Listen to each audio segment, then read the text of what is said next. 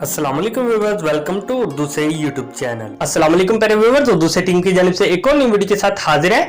और आज की इस वीडियो में हम आपको बताने वाले हैं अफनान नेम के मीनिंग और इसकी तफसीलात। अफनान के इंग्लिश में स्पेलिंग बनते हैं AFNAN। जिन्स लड़का और लड़की है, जुबान है इसकी अरबी और इसका मतलब है मुस्लिम।